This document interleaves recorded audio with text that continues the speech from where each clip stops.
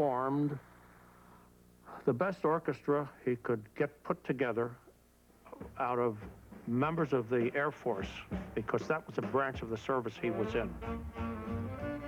And he wanted to do the most good that he could with this band, which eventually he hoped to bring overseas and play for the guys that were actually doing the fighting.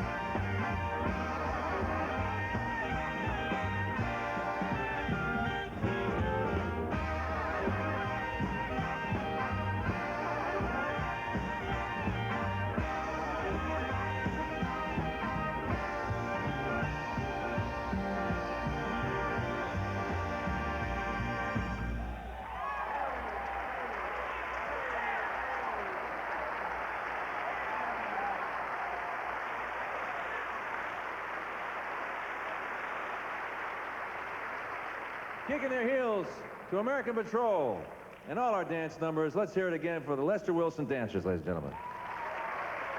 Yeah.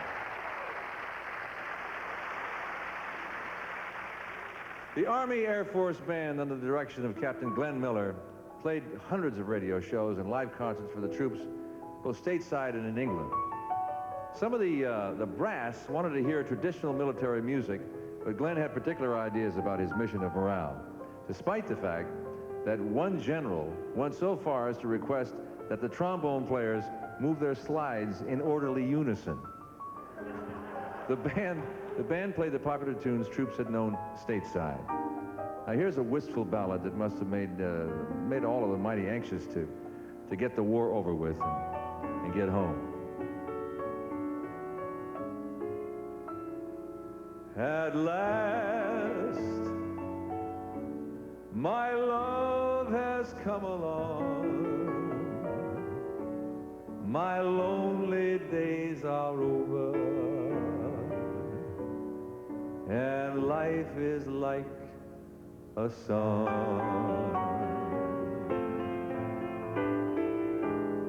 At last, the skies above are blue. My heart was wrapped in clover the night I looked at you. I found a dream that I can speak to, a dream that I can call my own. I found a thrill to press my cheek to, a thrill I've never known.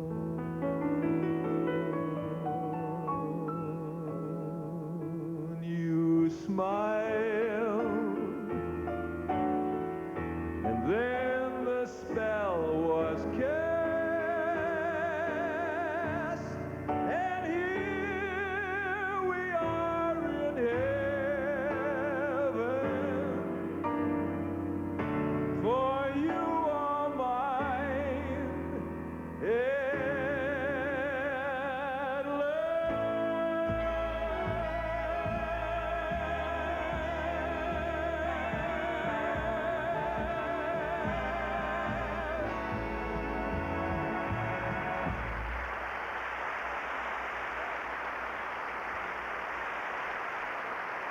The St. Louis Blues March actually came about as a result of us marching through the streets of New Haven on the way to the parades that we had to do twice a day.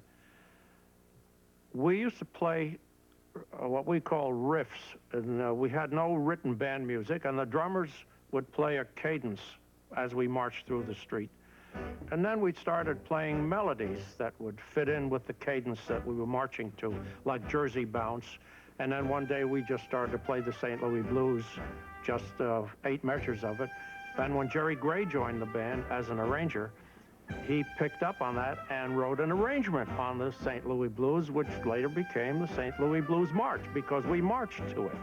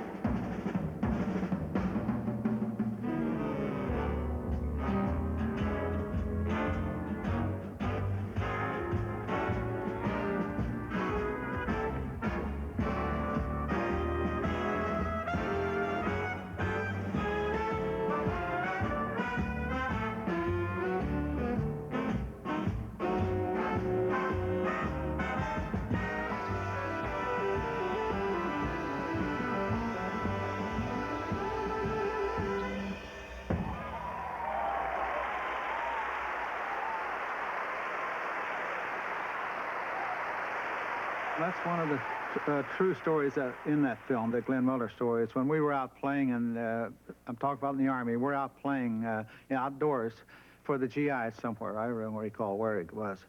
But at that time, they had the B-1s, they called them buzz bombs, coming in over London all the time, it seemed like. And while we're playing, sitting there playing, one of those things, you can hear it, they sound like a truck, comes up and we can see it. It comes right across where we're playing, right straight across. And those things can shut off at any time and come straight down, man, and they do a lot of damage.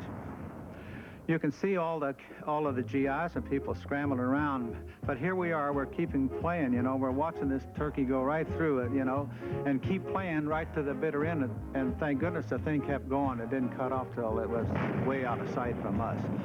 But in the picture, it showed us we kept playing, and that's the way it really happened, but in the final analysis, I don't think that was very bright. A lot of people ask, what really happened to Glenn? Now, my only answer can be that actually the whole outfit was officially transferred from England to France, and Glenn left the day before we were supposed to leave. When he took off, the weather was bad, and he went in a single-motored plane with the two other people. The last time I saw Glenn Miller was just as he got into the staff car to go to the airport to go to Paris. And I said, well, so long, Glenn. And he said, I'll see you over there, Zarch. And he drove off.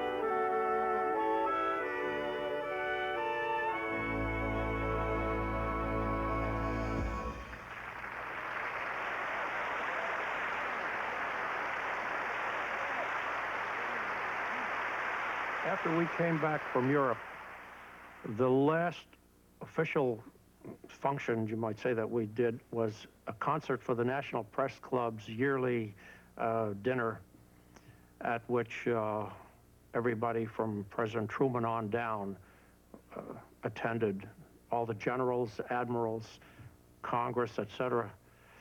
And after our show, they all stood up and gave us a standing ovation, which completely overwhelmed us. I mean, it was boggling. It's the only thing I could say. And as we packed up, someone yelled, "Attach hut," and we all jumped up, and here comes Arnold and Eisenhower onto the bandstand.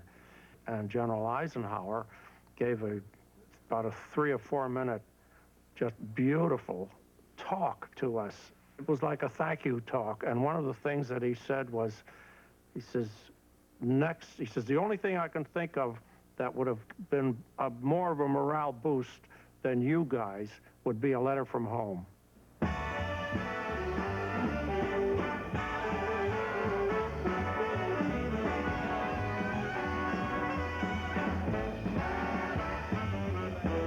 sit under the apple tree with anyone else but me. Anyone else but me. Anyone else but me. No, no, no, don't sit under the apple tree with anyone else but me till I come marching home. Now don't go walking down Lover's Lane with anyone else but me. Anyone else but me. Anyone else but me. No, no, no, don't go walking down Lover's Lane with anyone else but me till I come marching home. I just got word from a guy who heard from the guy next door to me. A girl he met loves to pet, it fits you to a T. Now don't sit under the apple tree with anyone else but me till I come marching home.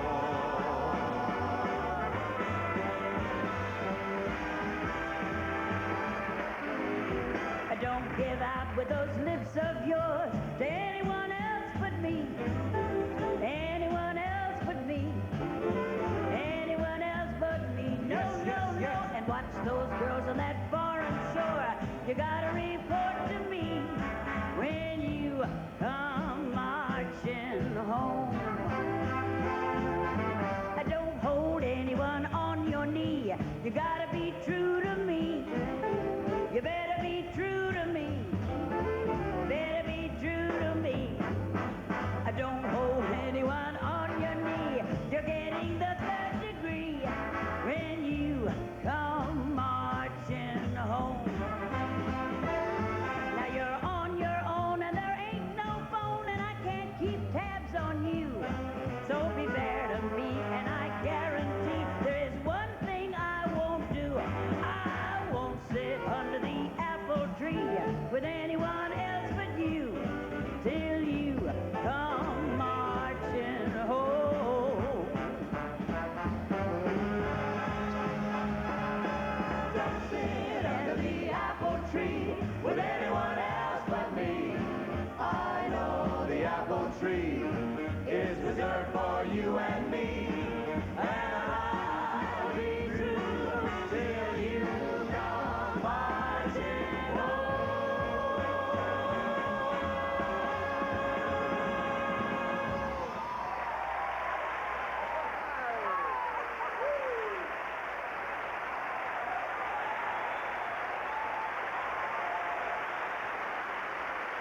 It has been an honor and a pleasure to be a part of this wonderful show. Let's have a great big hand for everyone who helped make all this fine music. K-Star, ladies and gentlemen.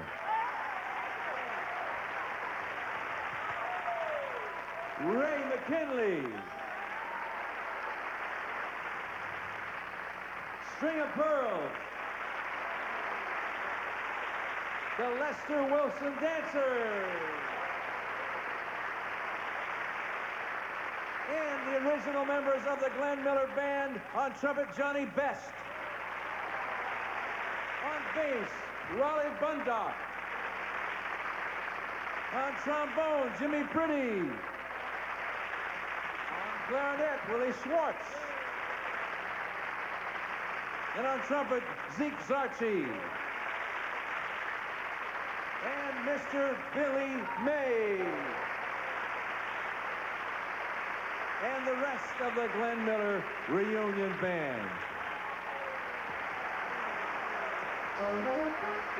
Good night, everybody.